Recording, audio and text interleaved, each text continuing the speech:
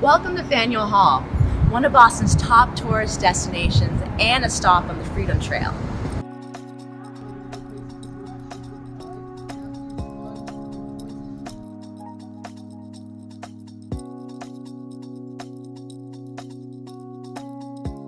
There's some 20 million people that visit Faneuil Hall each year. But how much do you actually know about this historic landmark? We, the New Democracy Coalition, are here to share the full history with you and why we are boycotting Faneuil Hall Marketplace. My name is Jazz and I'm a member of the coalition. Let's go over to the building and I'll tell you the full history. In the summer of 1740, a wealthy Boston merchant by the name of Peter Faneuil offered to pay for the construction of a centralized public marketplace. 2 years later, this building behind me was erected, and the town decided to name it after him since he paid for it after all. Over the past 275 plus years, there's been many heated meetings, debates, and votes, all that happened inside and outside of Faneuil Hall. During the colonial period, colonists like Sam Adams next to me met here to discuss their grievances against Britain. In the 1900s, the civil rights leader William Monroe Trotter held protests here against lynching. The women's suffrage movement even gained steam right here, inside and outside of the building. With so much protests and debates and meetings here, Faneuil Hall has received the nickname the Cradle of Liberty. But the building was founded in infamy. It was paid with money created from the slave trade, and Africans were sold into a lifetime of slavery all along the Faneuil Hall footprint. There's so much more to share, but let's go over to another part of the building and I'll tell you the history.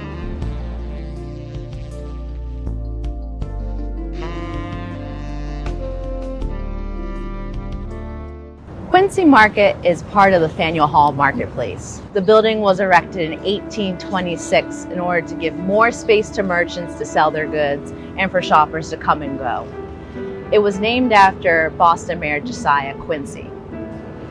There's so much more than meets the eye when it comes to Quincy Market and the Faneuil Hall building.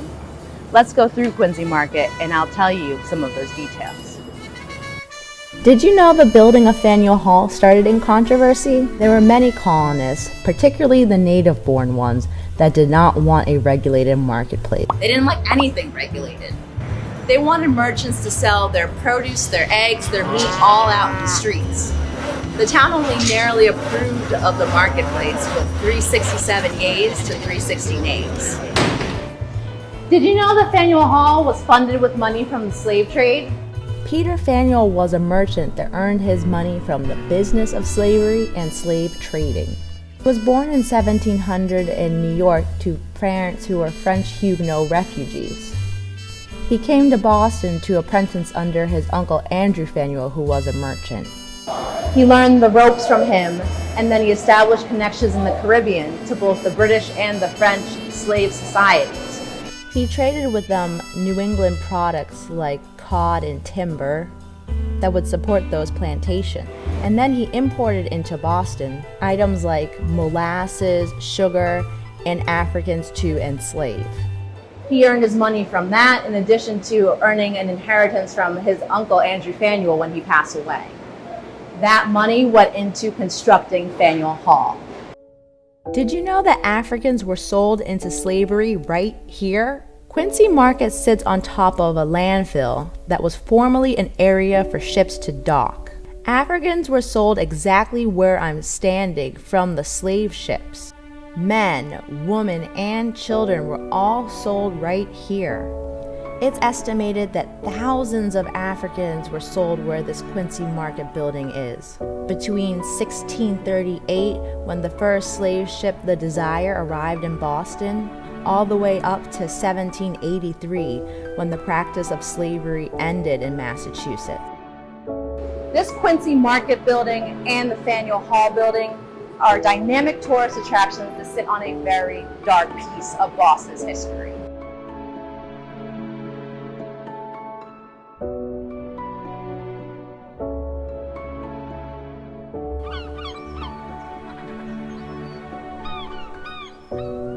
From this Atlantic Ocean, our African ancestors were brought as cargo to be enslaved. They were victims of the triangle slave trade, from which Peter Faneuil earned his wealth. He was deeply connected to the plantation societies in the Caribbean, from Jamaica to Barbados to Antigua and other islands. I bet you don't think about slavery when you think about Boston, right? It's falsely believed that slavery didn't have a place up in the north.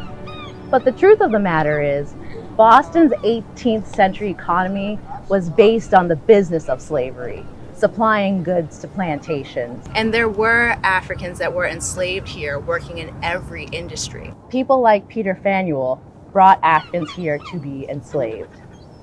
Peter Faneuil, his slave ship, the Jolly Bachelor, would have docked on this shore. He would have docked here with his commodities, including Africans and other products.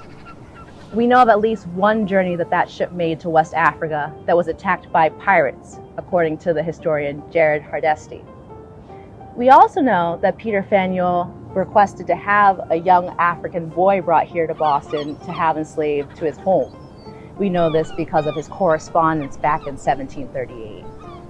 We also know at the time of his death, there were 5 people that were enslaved to him that were worth over $120,000, according to the appraisal inventory.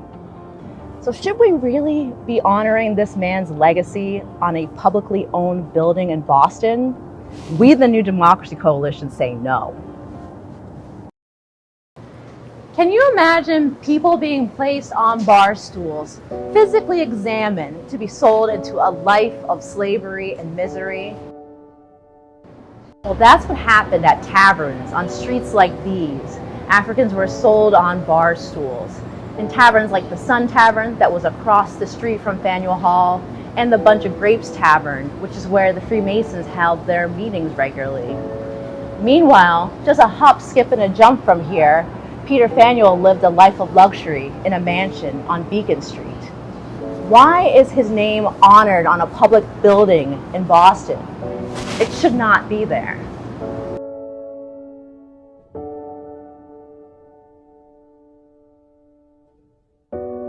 We're back at Faneuil Hall, and it's important for you to know that with the Africans that were sold into slavery all along this footprint, they were sold for around $7,500 today.